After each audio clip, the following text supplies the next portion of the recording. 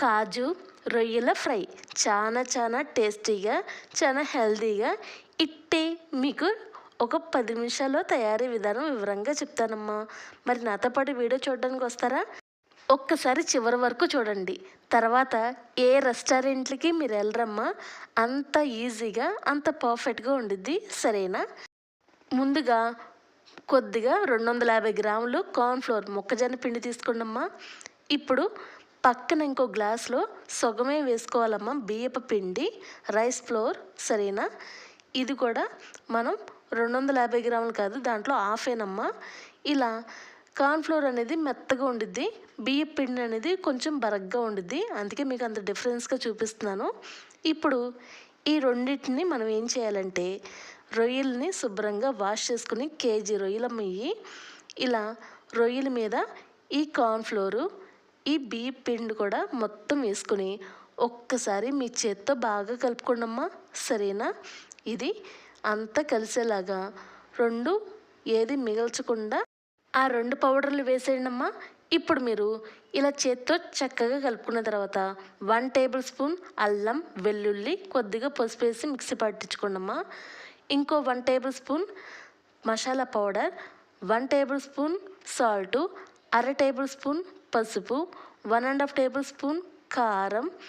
ఇప్పుడు food colour అమ్మా, మీకు నచ్చితేనే వేసుకోండి, అది కూడా ఒక చిటికెడేనమ్మా. సరేనా?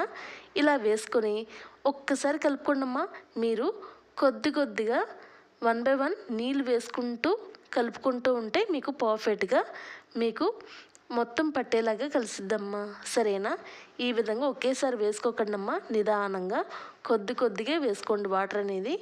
చక్కగా రొయ్యకి మొత్తం ఇలాగా మసాలా మొత్తం పట్టేలాగా బాగా కలుపుకోండమ్మా. ఈ విధంగా ఉండాలి. ఒక్కొక్క రొయ్యకి ఇంత మసాలా పట్టాలి. సరేనా? మీరు ఇంత థిక్నెస్గా కలపకపోతే కొద్దిగా నీళ్ళు వేసారనుకో అమ్మ, ఉట్టి రొయ్య వరకే పడిద్ది తప్ప మీకు మసాలా అనేది ఆ రొయ్యకి అంటదమ్మా. అందుకే కొద్దిగా థిక్నెస్గా కలపాలి. సరేనా? ఇప్పుడు డీప్ ఫ్రైకి సరిపడినంత ఆయిల్ వేసుకొని చక్కగా రొయ్యలు 1 బై 1 నిదానంగా వేసుకోండమ్మా. సరేనా? ఇలా ఒక పావుగంట సేపు వరకు ఇటు హై మంట వద్దు, ఇటు సిమ్ము వద్దమ్మా, మీడియం మంటమ్మా. ఖచ్చితంగా పావుగంట సేపు పట్టిద్దమ్మా. సరేనా? ఎంత నిదానంగా మీరు చేసుకుంటే అంత పర్ఫెక్ట్గా కుక్ అయిద్దమ్మా రొయ్య అనేది. సరేనా? లేదంటే క్రిస్పీగా తగులుతూ ఉండిద్ది. ఇలా ఈ విధంగా రొయ్యలన్నీ ఇలా వేయించుకొని ఒక పేపర్ మీద పెట్టుకోండమ్మా. కొద్దిగా ఆయిల్ అనేది అబ్జర్వ్ అవ్వగానే చక్కగా వేరే బౌల్లో తీసేసుకోండమ్మా. ఇప్పుడు మనకి పకోడీ అనేది రెడీ అయ్యిద్దమ్మా. మీరు ఇలా తినేస్తానంటే తినేయండి అమ్మా. ఇప్పుడు నేను దీన్ని ఫ్రై చేస్తానమ్మా. ఎలా చేస్తానంటే, ఒక కడాయి తీసుకొని కొద్దిగా ఆయిల్ వేసుకొని ఒక పెద్ద సైజు ఉల్లిపాయ చిన్నగా కట్ చేసుకోండమ్మా. ఇక 2 పచ్చిమిరకాయలు కూడా 2 నిమిషాలు ఆగినవ్వండమ్మా. ఇప్పుడు మనం 2 టమాటాలు చిన్నగా కట్ చేసుకోండి. అలాగే కొద్దిగా జీడిపప్పు కూడా వేసుకొని ఇలా ఓవరాల్గా 2 నిమిషాలు ఆగనివ్వండమ్మా. ఈ విధంగా ఇప్పుడు మీరు 1/2 టేబుల్ స్పూన్ పసుపు, 1 టేబుల్ స్పూన్ కారం, 1 టేబుల్ స్పూన్ సాల్ట్ అమ్మా. ఇప్పుడు బాగా కలిసేలాగా బాగా కలుపుకోండమ్మా. ఈ విధంగా చక్కగా అయిన తర్వాత ఇప్పుడు మీరు ఆల్రెడీ వేయించుకొని పెట్టుకున్న రొయ్యల పకోడీ ఉంది కదమ్మా, అది మొత్తం వేసుకోండి. మీకు ఎంత తినగలరో అంతవరకే వేసుకోండి. సరేనా?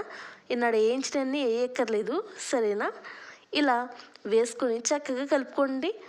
ఆ ఉల్లిపాయ, పచ్చిమిరపకాయలు, టమాటాలు, జీడిపప్పులు మొత్తం ఆ రొయ్యకి పట్టేలాగా బాగా కలుపుకొని కొద్దిగా కొత్తిమీర, కొద్దిగా కరివేపాకు వేసుకొని ఇప్పుడు పెద్ద సైజు నిమ్మకాయని ఒక అరపద్దుగా కట్ చేసుకొని చక్కగా ఆ రొయ్యల మీద బాగా పిండండమ్మా.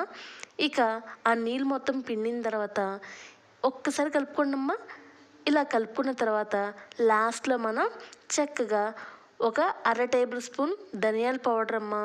ధనియాల పౌడర్ వేయగానే మనకి కూర అనేది రెడీ అయిపోద్ది. చక్కగా గుమగుమలాడుతూ మీ ముందుకి రెడీగా ఉండిద్ది. సరేనా? ఇలా కలుపుకొని హ్యాపీగా ఇక సర్వింగ్ బౌల్లో తీసేసుకున్నామ్మా. ఇక ఇంతే. మనకి రెస్టారెంట్లో కూడా ఇలాగే కాజు రొయ్యల పకోడీ ఇలాగే చేస్తారమ్మా. సరేనా? చాలా టేస్టీగా క్విక్గా తొందరగా రెడీ అయిపోద్దమ్మా. మనకి రెస్టారెంట్లో తినే కన్నా ఇంట్లో చేసుకుంటే చక్కగా మీరు ఒకరు కాదు 4, 5 తినచ్చమ్మా అంతే డబ్బులతో. సరేనా? నేను చెప్పడానికి ఏ వంటకమైనా రెడీగా ఉన్నాను కాబట్టి చక్కగా ఇంట్లోనే చేయండమ్మా. కడుపారా తింటారు. ఒక పూట కాదు 2 పూటలా తింటారు. సరేనా? బాయ్ అమ్మా. లైక్ కొట్టేసే వెళ్తారు కదమ్మా. బాయ్.